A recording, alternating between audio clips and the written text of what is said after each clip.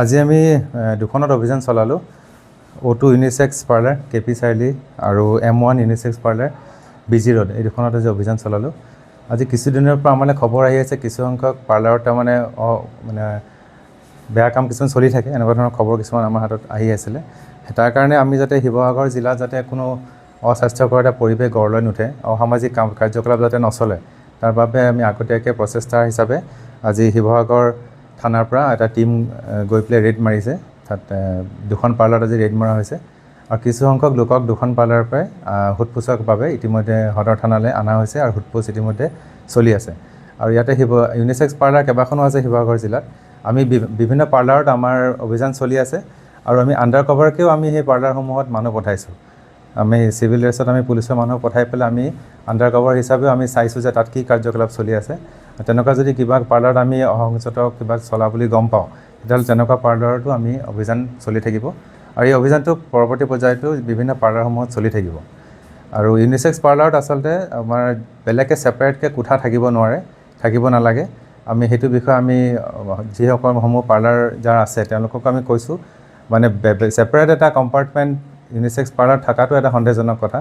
সেই বস্তুটো থাকিব নালাগে। আৰু আপোনালোকে জানে যে মেইলে ফিমেলক মাছাজ বা ফিমেলে মেইলক মাছাজ দিয়াটো সেইটো এলাউড নাই, সেই বস্তুটো হ'ব নালাগে। ফিমেলে ফিমেলক দিয়ক, মেইলে মেইলক দিয়ক, সেইটোহে মানে এলাউড আছে। কিন্তু ফিমেল মেইল অপজিট ছেক্সে মাছাজ দিয়াটো সেইটো মানে অসংযত কাৰ্যকলাপৰ সেইটো এটা আমি আগজাননী আৰু সেইটো। আজি আমি মুঠ 8জন মানুহ আমি আনিছোঁ সোধপোছৰ কাৰণে। তাতে পাৰ্লাৰ মালিকসমূহো আছে আৰু তাত কাম কৰা ছোৱালীসমূহকো অনা হৈছে। যুৱক টোটেল আমি 6গৰাকী মানে যুৱতী অনা হৈছে, দুগৰাকী মানে অ'নাৰ অনা হৈছে। আমি তেওঁৰ নামটো প্ৰকাশ কৰিব বিচৰা ইতিমধ্যে, কিন্তু আমি ONGCৰ এজন ব্যক্তি তাতে পাইছোঁ O2ত, তেখেতকো অনা হৈছে সোধপোছৰ কাৰণে। ডেজিগনেশ্যনটো এতিয়া মই ক'ব নোৱাৰিম, কিন্তু ONGC চাকৰিয়াল মানুহ, তেওঁকো আমি তাতে পাইছিলোঁ, তেওঁকো সোধপোছৰ কাৰণে অনা হৈছে। গোচৰ এতিয়ালৈকে লোৱা নাই, যিহেতু এতিয়া সোধপোছ চলি আছে। কিন্তু সোধপোছৰ অন্তত যদি তেনেকুৱা কিবা হেৰি পাওঁ, গোচৰ ল'বলগীয়া যদি কিবা ধাৰা লগাব পাৰি, তেতিয়া আমি গোচৰ লৈ পেলাই মানে আগবাঢ়িম। এইটো নামসমূহ এতিয়া মই আপোনালোকৰ পাৰ্লাৰ নামকেইটা অলৰেডি ক'লোৱে। সেই তেওঁলোকৰ অ'নাৰ কেইজনক অনা হৈছে আৰু বাকী তাত কাম কৰা ছোৱালীসমূহ অনা হৈছে আৰু কাষ্টমাৰ 2জনমান অনা হৈছে। কাষ্টমাৰ আপোনাৰ 4জন, 3জন অনা হৈছে। যুৱতী অনা হৈছে আমাৰ মানে 4গৰাকী ন? হয়, 4গৰাকী।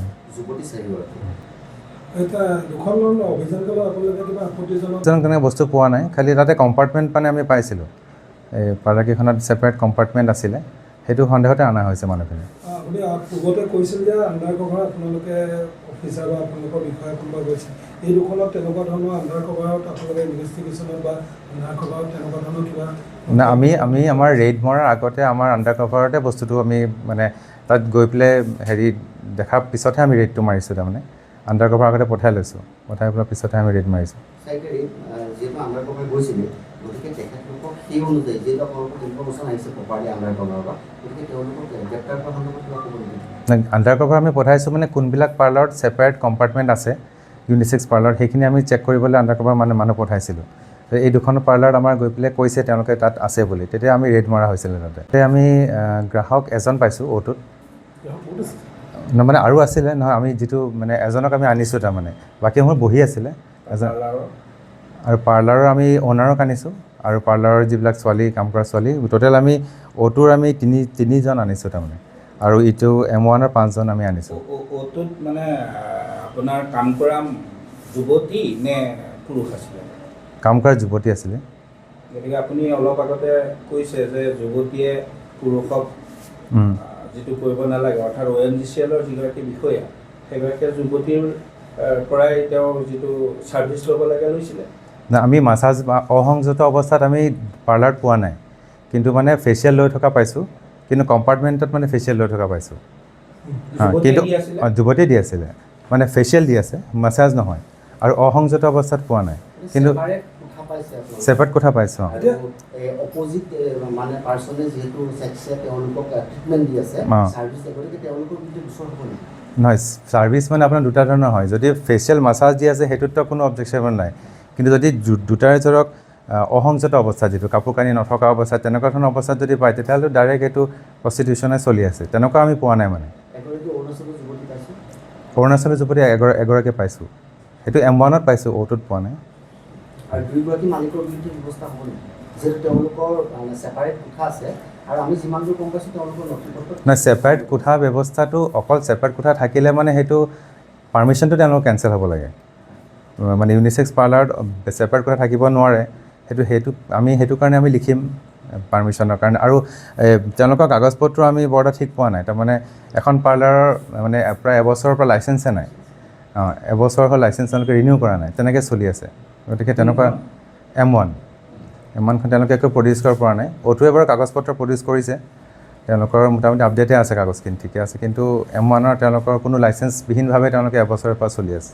এনে নিয়ম মতে অপ'জিট ছেক্সে ফেচিয়েল কৰিব পাৰে কিন্তু অপ'জিট ছেক্সে আপোনাৰ বডি মাছাজ দিব নোৱাৰে যদি সেই পাৰ্লাৰখনৰ ভিতৰত যদি ছেপাৰেট কোঠা থাকে অপ'জিট ছেক্সেছৰ আইন তেওঁলোকক সোধা হৈছিলে তাৰমানে তেওঁলোকৰ যিবিলাক চেয়াৰ্ছ আছে গোটেইবিলাকত ফুল হৈ গ'ল মানুহ তাৰমানে এক্সট্ৰা চেয়াৰ নাই আৰু কাষ্টমাৰ আজি বহুত বেছি বন্ধ দিনৰ কাৰণে সেইকাৰণে তেওঁলোকে এজন মেলক তাৰমানে সেইটো ৰুমত তাৰমানে ফেচিয়েলটো দিয়াইছিলে তেওঁলোকে কোৱা মতে কিন্তু সেইটো আমি তদন্ত কৰি আছোঁ যে একচুৱেলি তাৰ ভিতৰত আৰু কিবা অনৈতিক কাম চলিছে আমি কিন্তু চাৰ্চ কৰোঁতে তেনেকুৱা আপত্তিজনক কোনো একো সামগ্ৰী পোৱা নাই তাৰমানে অভিযোগ উঠিছে যে M1ত ৰিস্ক আছে সেইটো মই গম নাপাওঁ বিকজ মই যেতিয়া O2ত আছোঁ তেতিয়া M1ত অলৰেডি মই পুলিচ টিম এটা সোমাইছে তাৰপিছত মই O2ত মানে কামখিনি কৰি তাৰপিছতে মই মানে M1লৈ গৈছোঁ M1ত গৈ পেলাই মই মানুহখিনিক চব কাপোৰ পিন্ধাই পাইছোঁ কাকো মানে টাৱেল পিন্ধা বা এনেকুৱা পোৱা নাই সেইটো মই তদন্ত কৰিব লাগিব যিটো টিম আগতে গৈছে তেওঁলোকে কিবা পাইছে নেকি নিচা নামৰ যিখন মানে আজি নাই আজি আমাৰ এই দুখনতহে ৰেড মৰা হৈছিলে এতিয়া ভৱিষ্যত আমাৰ পৰৱৰ্তী পৰ্যায়ত